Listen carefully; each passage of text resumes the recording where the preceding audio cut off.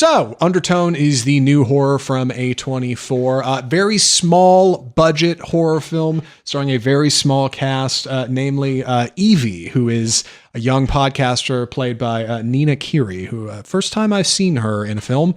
She is living at her mother's house. Her mother's doing very poorly. Her health is in decline. She's effectively on hospice. And it's on these late nights when she's alone in the house and her mom is upstairs that she's recording a podcast with her co-host who lives on the other side of the country. The two of them are doing the Undertone podcast. It's a sort of paranormal, true crime investigation series. And one night, her and her co-host, Justin, receive 10 audio files that with a cryptic email that say, hey, you should listen to these. Justin decides, hey, let's listen to them live on the show and just hit them back.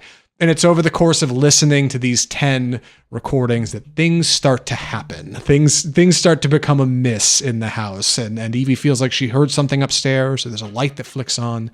And slowly over the course of the film, things start to go wrong. Undertone is touted for, I keep calling it gimmick horror, but kind of a one-trick horror. It's its audio experience, right? The poster and the trailers have waveforms on them, and it's all about listening, and you're going to hear things you've never heard. And I mean, I even read stuff that said they use subsonic frequencies in the soundtrack to make you feel a certain way, right? And they'll play like the, I don't know, brown note or something. And like, it's supposed to be a whole thing, but I'm excited that we saw Undertone. I'm looking forward to talking about it. Andy, what did you think of Undertone? I was a little disappointed in this. I really dug the trailer. I thought the premise was interesting and cool, especially as someone who does a podcast. But film is a visual medium, and this was a little bit hard to watch in the first hour or so because it's a lot of watching someone do a podcast. And that's the thing that I hate. Like, even now when I watch others, I don't want to watch a podcast. I want to listen to a podcast. I don't want to watch and sit people talk. I like to go listen to podcasts while I'm driving or doing chores or doing something else. I don't want to just sit there and watch people talk. And unfortunately, that's what this movie makes you do. And it's only one half of the person because her podcast partner is in the UK and they're off screen. A lot of the other sounds are off screen. So it's just her in this creepy house. And it just didn't do enough to kind of creep you out early on. Like there's some of the creepy sounds. It's definitely an auditory film, and probably the best place to see it is in the theater. Like at home isn't going to be the same effect, but it's a whole lot of watching a girl talking to a microphone, and it's just not quite creepy enough. And it seemed to kind of rip off Skinamarink. It was very inspired by a lot of the things you see in that movie, and it just wasn't scary enough. I think the ending is pretty intense. The last 15 minutes are pretty good. It just takes so long to get there.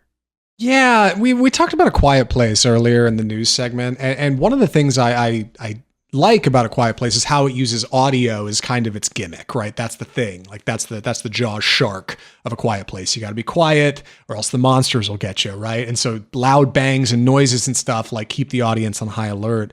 But I was interested to see Undertone because I felt like this is another exploration into that, right? Like instead of you have to be quiet, you're hearing something and you're trying to discern and you're maybe flipping a track back and forth and like playing with the medium in a different way in horror. And that seemed exciting. It's also a small budget. Like I heard it was kind of a small project. It's like 94 minutes. It's a quick burn from A24.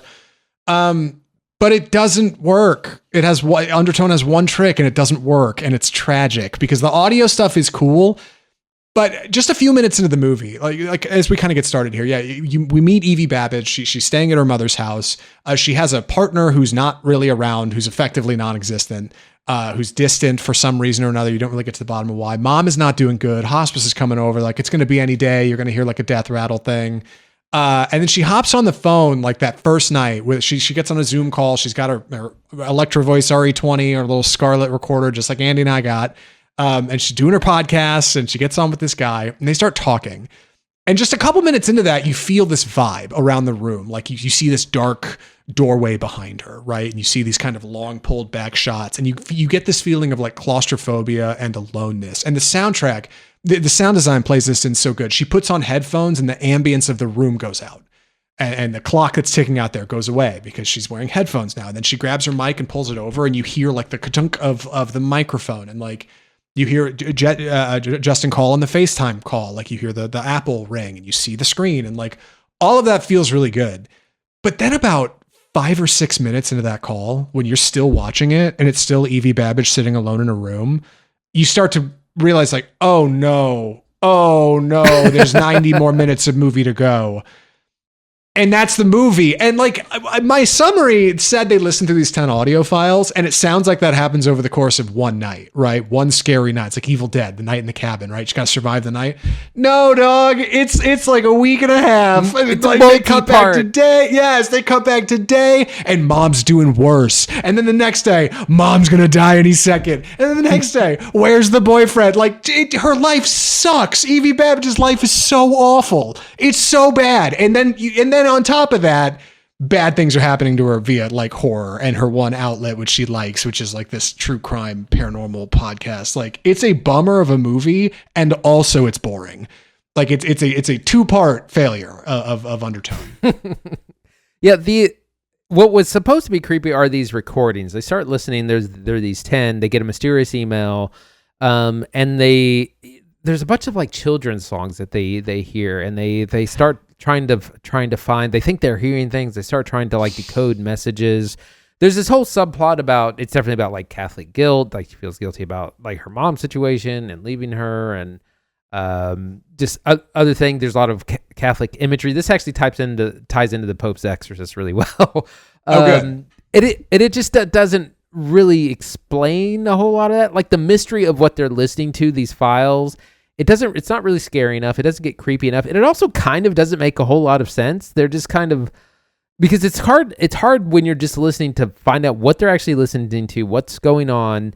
And also Evie's like, they have this paranormal podcast and she's like not buying any of it. And I'm like, you got to kind of lean into it if you're going to have a podcast like this. She's like, nope, I'm the town skeptic, and there's explanations for all this, and none of this has happened. She just kind of drags it down. And I was like, if you got to kind of lean into it if you're having this kind of podcast. And it just like, that part just didn't make a whole lot of sense. Like I'm like trying to figure out the mystery of these cursed files, and they don't really happen. So I do want to say, like it's not all bad in Undertone. It's not a failure of a movie. I think it's fine, and I think what it does well enough. But I did like Nina Kiri in lead performance as Evie. I think she was in *Handmaid's Tale*, if I read that correctly somewhere on the internet. So that's where you might have seen her before. She is one of like 3 or 4 bodies in the film. Everybody else is a voice, right? Like her podcaster, Justin, like co-host Justin, is a voice. Her partner, Darren, who's kind of not around, is a voice on a phone call. Like, so she is alone, and she is kind of steeped in this kind of miserable setting. And I like that things start to go wrong. And she, even if she doesn't say it specifically to somebody, you do get this feeling like of paranoia, right? Like when you spend enough time in one place and you kind of don't leave, and you just end up in these cycles of like day and night, and what day is it now and what time is it now?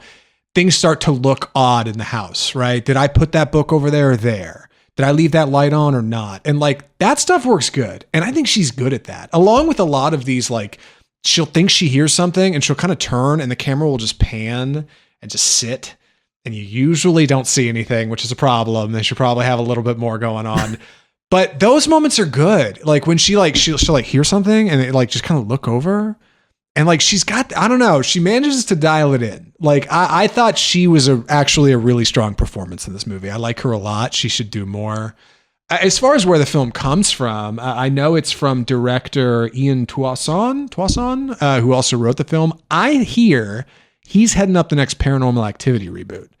So this is kind of the preview into who's going to be taking that franchise. Makes a ton of sense. Like watching Undertone, I'm like, I get why you would be approaching this guy about doing a low budget, kind of lo-fi in-house horror remake. Cause that's most of what this is. Stuff does get whack. Stuff does start to get crazy. I should say, like the actual interactions of the audio and what you're hearing, like flickering lights, like there is definitely some good work. But it's kind of poorly placed in the movie. It takes too long to get there. And yeah, like the 3rd or 4th time she's talking to Justin on the pod, you're just like, I'm falling asleep on my chair. This is the most boring horror movie. Like there's just not quite enough juice. You know what I mean? Not enough meat on the bone for what that the marketing promises. A24 went real far with this. It's so funny because Justin, her podcast co-host, is like, He's the opposite of her. He's like, oh my God, did you hear that? Did you hear that? Oh my God, Evie. They're like, he's totally bought into the paranormalness of this, and it's annoying because she is not. But like I said, he's at the other end of it. Like I said, it reminded me a lot of Skinamarink because there's a lot of the camera staring into like open doorways that are just black, and you're like, is there something there? Is there something not? And that gets real old, real fast. It's hard to get through Skinamarink itself, but at least that was kind of the point of that movie. This is literally copying a lot of those same ideas. It's just not, it gets old. It's not as scary. It needed more scares earlier on in the movie because that's what sets you on edge. You get a good scare in Act 1 and Act 2, and then you're just on edge for the rest of it. And it took too long to get to anything exciting. Yeah, or like I said, like just kind of a change in tone from like her life outside of the podcast and the horror happening to her. You know what I mean? Because it's just a dour movie. If there was no horror in the middle of this, it's a very sad half hour. Like things are not going good for mom. The boyfriend's not around. Like she's depressed. She can't sleep. Like that stuff's tough. Like the audio investigation is admittedly fun. I'll be honest, because Evie is the skeptic and Justin is the believer. He'll say, "Hey, did you hear that in this file? Let me play it back for you." She's like, "No, I didn't hear it." And so you do lean in a bit. Like I did feel that there are moments when they're playing audio file 3 or whatever, and you're like really trying to crane your head and listen. And that feels good because that's how it should feel. You're like the third co-host almost, like coming along with them and listening to these files and like kind of figuring out what you're getting into. It's kind of cool. Curse Digital. They obviously partnered with Apple in some fashion to be able to use a lot of their stuff. Like you're definitely looking at a Mac and seeing real software and real sounds. And I do think the audio design is cool for sure. It's poor pacing, I think, that drags Undertone down. Like that's what drags it under the water. And I don't know. It kind of pulls up by the end. I ended up leaving feeling like, it was fun, but it's not quite it. I think next outing for our director will be a lot stronger. Give him Paranormal Activity, give him a bit more juice. I think you tighten this formula up and you got something good. But this is like not quite cinematic enough to be theatrical, I think. Yeah, I agree. And again, I kept trying to figure out this mystery, like, oh, what is this curse about? What does this, paranormal entity want? What are the rules of what we're doing? And it just like never really made a whole lot of sense. There's a whole lot of like Catholic mythology about some XYZ demon who is after babies and fertility, and like she finds out she's pregnant at one point, and so there's like some parallels, but I was like, I don't really know what's going on. Yeah, you're gonna watch Undertone. You're gonna think, it's Annie's acting. What I'm talking about. You're gonna pop it on. You're gonna be bored. You watch, give it 10, 15 minutes. You're gonna be bored. You'll be checking your phone. People have said the ending is a cop out. We don't talk about spoilers here, so I'm gonna cop out on that. I'm not gonna talk about that either. You watch it, see for yourself. But I gotta know, Andy, would you recommend Undertone? So this is a weird one. Overall, I'm probably going to say soft pass on this. It's too slow for too much of it. It's a lot of watching a girl talking to a microphone and make a podcast. It's not scary enough. It's kind of confusing. It's stealing a lot from other movies. That said, if you're interested in it, the best place to see it is going to be in the theater because the sound is such a major portion that being in the theatrical setting is going to be the best experience. But if you're not looking into that, it's not going to work any better at home. It's probably work much worse at home. So probably soft pass. Yeah, I was trying to get a clip earlier when I was being harsh on it. I'll be honest, I didn't hate this movie as much as maybe it sounds. But I've been surprised since I saw it, and then Andy saw it, I think, the next day after me, and then I had a couple other friends that saw it shortly after. Everybody was sour. I was like, okay. Like, it wasn't just me. Like, there were parts that I was like, it didn't work, but it's okay. It goes for it, and it doesn't really work as good. Undertone is okay. I think you wait for streaming. I think it'll play fine at home. Honestly, with headphones on, probably plays awesome. If you got a good set of headphones or surround sound, I think it's a great time. But it's just paced a little funny. That's its biggest failing, I think. A little bit of pacing, tweak it up. Director's doing a new Paranormal Activity reboot. It'll be great by then. You're a great new actress, Nina Kiri. Want to see what she's doing more of. That's Undertone. Andy, we got to talk about a trailer. We thought about doing a whole trailer park with like 9 different trailers, but we're doing that maybe next week. This week we have one to talk about, one big important one. What is this? Dune is back. Dune Part 3. So yesterday, a day after Timothée Chalamet did not get the Oscar for Best Actor, they released the posters for Dune 3, the character posters, which all our favorite casts are back along with some new